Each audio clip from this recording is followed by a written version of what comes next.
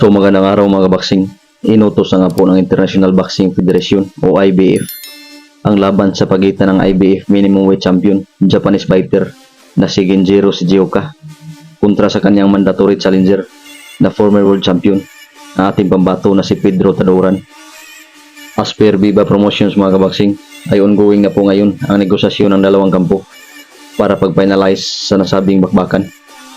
So pag matuloy itong laban na ito mga kaboxing, ay isa po itong malaking pagkakataon ng ating pambato na si Taduran na maging kampiyon muli at maipaghiganti ang isa pa nating Pinoy na pambato na kamakailan lamang ay tinalo via knockout ni Shigeoka na si Jake Amparo. Samantala sa ibang balita mga kaboxing, ay kasado na din po ang laban ng ating pambato sa featherweight division na si unbeaten Rodex Piala kontra sa tumalo noon ng ating pambato na si Gio Santissima na si Kenji Fujita na isang undefeated boxer.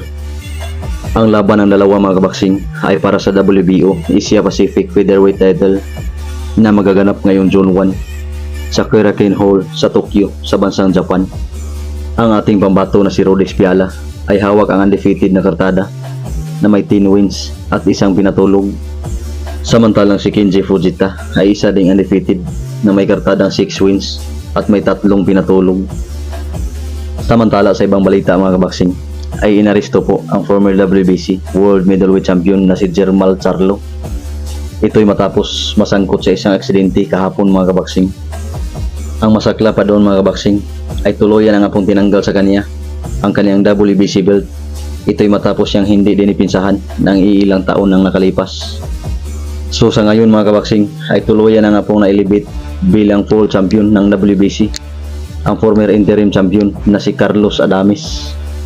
Samantala sa ibang balita mga kaboxing ay kasado na din po ang pagdipinsa ni Shakur Stevenson ng kanyang WBC belt kontra sa Armenian boxer na isang Olympian na si Artem Harutyunyan ngayong darating na July 6 sa kasalukuyang taon sa New Jersey.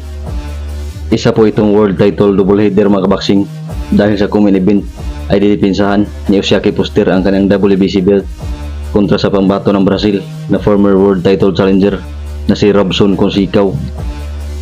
Samantalang sasabak din mga kaboxing bilang undercard sa nasabing bakbakan ang pambato ng lightweight na isang undefeated na si Keyshawn Davis kontra sa pambato ng Mexico na si Miguel Madueño.